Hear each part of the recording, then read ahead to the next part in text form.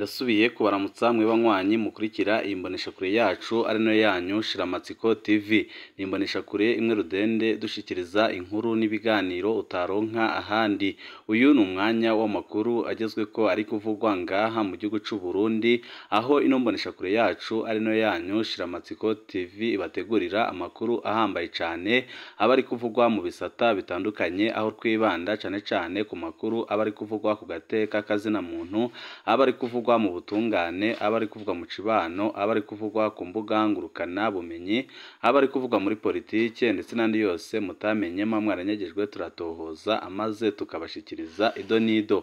Twabateguriye amakuru ahambaye cane, aho benshi mu Barundi babona ko ingorane ziri ngaha mu gihugu c'u Burundi zijanye n'ubutunzi zaturutse ku ntwaro y'umuhisi Petero Nkurunziza, ariko ubu ngubu bikaba biriko birabazwa Perezida Evariste Ndayishimiye kubera ko ari we arongoye igihugu c'u Burundi. Bamwe n'abandi bakaba baragiye bagabisha umuhisi Pierre Nkurunziza ko ibyo ariko arakora ari ibintu bibi cane kandi bishobora gutura igihugu mu manga, ariko bikarangira atabumviye, ariko bikaza kuboneka neza ko izi ngorane igihugu cirimo zijanye n'ubutunzi byose byakomotse ku butegetsi bw'umuhisi Pierre Nkurunziza.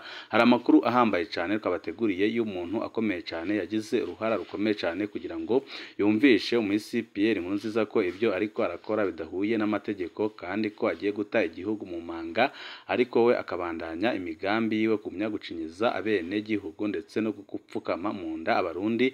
Benshi bakabona nyine ko ingorane Uburundi burimo zaturutse ku ntwaro y'umuhisi Pierre Nkurunziza, ariko bikanaboneka neza ko Perezida Evariste Ndayishimiye atanyishu n'imwe afise yo gutunganiriza Abarundi, kuko biboneka neza ko yananiwe kandi bikaboneka neza ko ataho ashobora gushikana igihugu c'u Burundi, kuko atacu na kimwe ariko arakora kugira ngo atunganirize Abarundi. Ni byinshi twabateguriye tugira ngo tubashikirize mu idonido ry'amakuru. Wecu usabwa nta kindi no gupyonda kuri sabone kugira ngo ko dushizeho amakuru n'ibiganiro ujye uba mbere mu gushikirwa nabyo. Byomara iki kwigisha urukundo rw'Imana utagira impuhwe z'abahahazwa, z'abicwa ubusa n'abahohoterwa. Iyo ngabire y'u Burundi yakuranye umubabaro abiwe batari bake bishwe mu mwaka w'1972. Mu myaka ya za 90 ari mu bashinze umuhari uharanira agateka ka muntu. Intwaro y'ico gihe yamwagiriza gushigikira abaroberi. Iby'igihugu biyangaye yabaye mu bahuza bumvikanisha abanyepolitike. Bamwe mu baroberi bamuhaye iminsi 30 ngo abe yavuye mu gihugu, atari gutyo yicwe. Mu nyuma yahagaze rugabo aremanga ko umukuru w'igihugu yakwije ibiringo byiwe adashobora kwiha ico atarekuriwe n'amategeko.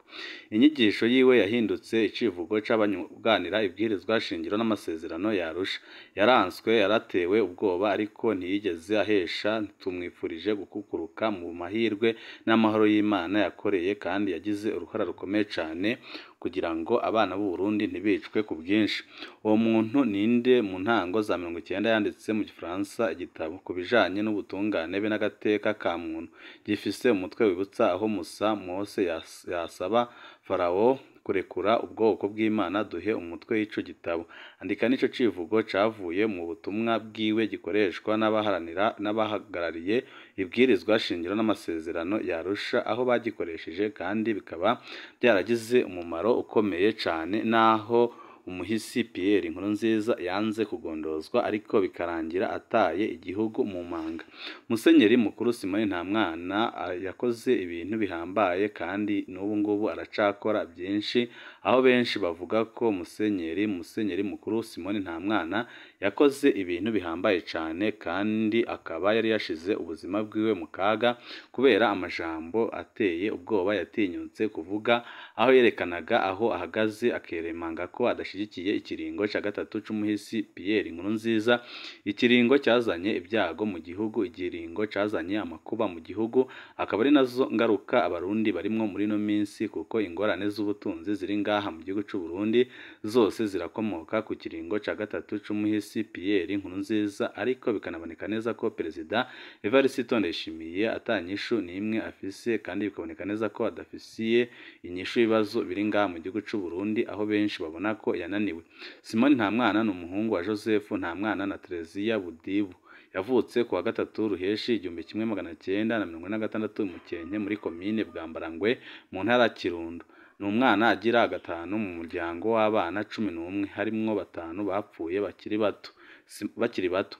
Simoni nta mwana yize amashuri mato imukenke n'ikanyinya kuva mu mwaka w'igihumbi kimwe magana cyenda na mirongo itanu na gatatu gushika mu mwaka w'igihumbi kimwe magana cyenda na mirongo itanu n'icyenda.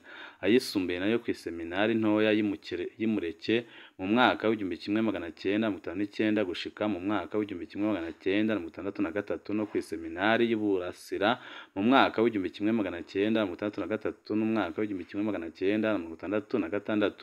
Inyuma y'umwaka w'ibyigwa bya filozofi ku iseminari nkuru y'Ibujumbura mu mwaka w'igihumbi kimwe magana cyenda na mirongo itandatu na gatandatu gushika umwaka w'igihumbi kimwe magana cyenda na mirongo itandatu na karindwi, Simoni nta mwana yagiye kubandaniriza muri kaminuza bita University iri aho bita i Roma mu Butaliyano, aharonkera urupapuro rw'umutsindo rwa dogita muri filozofi, aronka n'urundi rwa bachelor degree muri theology n'urundi mu ishuri ryigisha ibijanye n'abatemera Imana n'ico byoba birivako, ndetse n'izindi mpamyabushobozi nyinshi cyane yagiye akorera. Simoni nta mwana yatiwe mu bapadiri mu mwaka w'igihumbi kimwe magana cyenda mirongo irindwi na kane i Roma mu Butaliyano ku igenekerezo rya 24 Ntwarante. Simoni nta mwana asanzwe avuga neza indimi zitandatu: Ikirundi, Igiswahili, Igifaransa, Ikidage, Ikilatini n'Ikigereki. Arumva kandi Icyesipanyolo n'Igiportugali. Kuva mu mwaka w'igihumbi kimwe magana cyenda na mirongo irindwi na gatandatu gushika mu mwaka w'igihumbi kimwe magana cyenda na mirongo irindwi n'icyenda, Padiri Simoni nta mwana yararongoye seminari ntoya y'Imuyinga Rusengo. Kuva mu mwaka w'igihumbi kimwe magana cyenda mirongo irindwi na karindwi yarajejwe amabanga menshi muri diocese ya Muyinga, harimwo kuba umuntu ahambaye cyane muri iyo diocese. Mu mwaka w'igihumbi kimwe magana cyenda mirongo irindwi n'icyenda, Simoni nta mwana yagenwe kuba padiri mukuru wa paruwasi ya Gitaramuka. Ku wa 14 Munyonyo igihumbi kimwe magana cyenda mirongo inani n'umunani, Simoni nta mwana yagenwe na Papa Yohani Pawulo wa kabiri kurongora diocese ya Bujumbura, aba abaye wa kabiri muri ayo mabanga inyuma ya Musenyeri Mikayire Ntuyahaga. Musenyeri Simoni nta mwana yatiwe mu ibanga ry'ubwepiskopi ku wa 5 Ruhuma igihumbi kimwe magana cyenda na mirongo inani n'icyenda, yarongoye diocese ya Bujumbura kuva mu mwaka w'igihumbi kimwe magana cyenda na mirongo inani n'icyenda gushika mu mwaka w'igihumbi kimwe magana cyenda na mirongo icyenda na gatandatu. Inyuma y'igandagurwa rya Musenyeri mukuru Yohakimu Ruhuna muri Nyakanga igihumbi kimwe magana cyenda na mirongo icyenda na gatandatu, Simoni nta mwana yaragenwe kuba Musenyeri mukuru wa Archdiocese ya Gitega ku wa 8 Ruhuma igihumbi kimwe magana cyenda na mirongo icyenda na karindwi. Araheza yimikwa ku wa 22 Ntwarante igihumbi kimwe magana cyenda na mirongo icyenda na karindwi. Inyuma y'urupfu rw'umwepiskopi Bernard Bududira wa diocese ya Bururi, Musenyeri Simoni nta mwana yarafatanije kurongora iyo diocese kuva muri 2005 gushika muri 2007. Ku igenekerezo rya 23 Ndamukiza 2022, Musenyeri mukuru Simoni nta mwana yarakukurutse ku myaka 76 y'amavuko, maze asubirirwa na Musenyeri mukuru Bonaventure Nahimana. Ijwi ry'impahazwa kandi yakoze ibintu bikomeye cyane mu mateka y'u Burundi. Musenyeri Simoni nta mwana azokwama yibukirwa ku butwari yerekanye mu bihe bitandukanye, maze akaba uwudatinya gudoma urutoki ku karenganyo, ahandi akaba ijwi ry'amahoro n'ubutungane. Ni kenshi yahaswe kuzira ukuri yavuga, kandi intwaro zagiye zirakurikirana zaramutinya zikanamucafuza ku rugero rutarigera rubaho. Musenyeri Simoni nta mwana yaratanguye kuvugwa cyane mu ntango zo mu mwaka w'igihumbi kimwe magana cyenda mirongo icyenda, aho yandika ubutumwa bufatwa nk'igitabo bwari bufise inyigisho nyinshi cyane, aho icyo gitabo cyavugaga ngo Farawo narekure abana b'Imana bijendere, asaba ko abanyisiraheli barekurwa bagasubira iwabo. Ni ijambo ryo gusaba umwidegembyo w'abanyagihugu.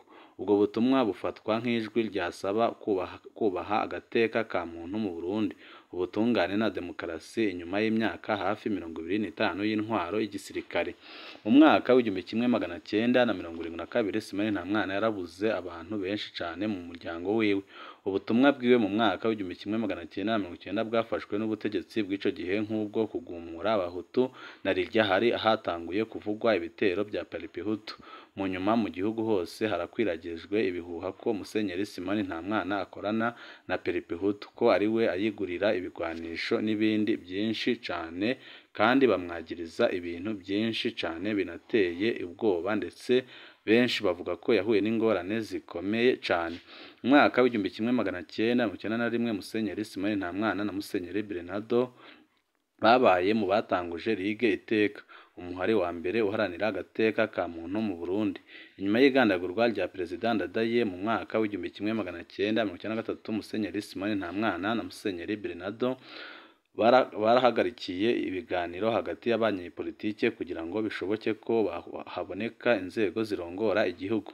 Ibiganiro byinshi byagiye birakurikira barabigizemwo uruhara cane kandi rukomeye. Muri Kigarama 2003 inyuma y'igandagurwa rya Musenyeri Mikayeli intumwa ya Papa mu Burundi, umuhari Paripehutu Feneri waragabishije Musenyeri Simoni Ntamwana ko atabaye yavuye mu Burundi mu minsi 30 azoca yicwa. Icyo gihe Simoni Ntamwana yarahorwa ko yari yagirije uwo muhari ko ari we wishe intumwa ya Papa yarasiwe mu Minago. Pasitoro Habimana yavugira uwo muhari yavuze ko Feneri itanka Eklezia Katolike ariko ko iterekwa uwo musenyeri. Ibyo ntibyabujije ko Musenyeri Ntamwana abandanya imirimo yiwe, ibyagaragaje ubutwari bukomeye cane. Musenyeri Simoni Ntamwana yasubiriye kuvugwa cane muri Kigarama 2014 aho yahura n'urwaruka rwa paruwasi mu Murayi muri komine Giheta, akaca agira ico avuze ku mpari zari mu gihugu zijanye n'ikiringo ca gatatu ca Perezida Nkurunziza. Ico gihe Musenyeri mukuru Simoni Ntamwana yagize ati ko umutware yahora atwara ashobora kurangiza ikiringo ciwe birumvikana. Twamutoreye gutwara imyaka 5. Iyo myaka 5 iheze handitse yuko ashobora gutwara iyindi myaka 5. Niyaba atubwiye byiza egome turashobora kumwongera iyo myaka 5. Mugabo mu mategeko aje abugira gatatu akavuga ati egome njewe n'ubu ndacyashaka gutwara. Naho yoba yatwaye neza twebwe ntidushobora kumutora kuko ntibyemerewe n'itegeko.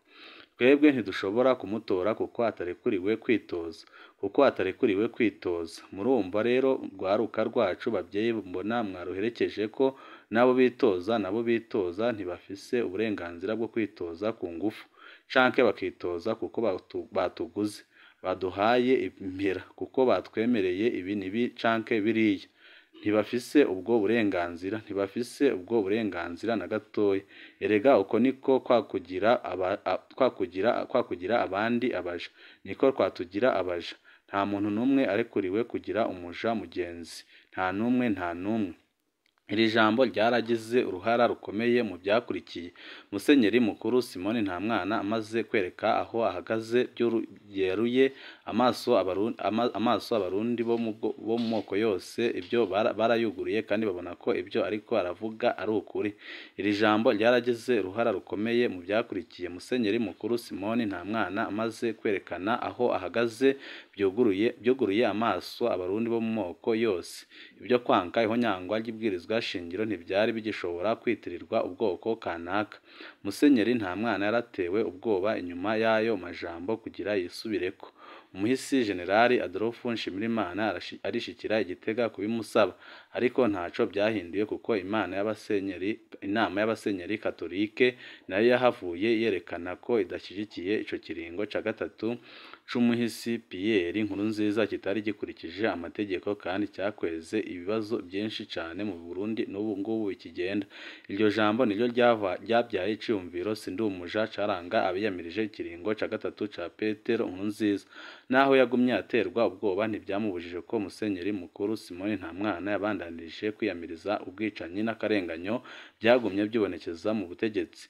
Mu masengesho yatunganijwe na CNFD muri Ruhuhuma iheze, Musenyeri Simoni Ntamwana yariyamirije byo kunyuruza abantu babandanya gukorwa n'ubutegetsi bwa Perezida Evariste Ndayishimiye, aho yavuze amajambo menshi cyane yerekeye ibyariko birakorwa mu butegetsi bwa Perezida Evariste Ndayishimiye, aho benshi nyine babona ko ubutegetsi bwa Perezida Evariste Ndayishimiye bwaje ataho butaniye n'ubutegetsi bw'umuhisi Pierre Nkurunziza, kuko amabi yagiye akurikirana ku butegetsi bw'umuhisi Pierre Nkurunziza no ku butegetsi bwa Perezida Evariste Ndayishimiye yarabandanije.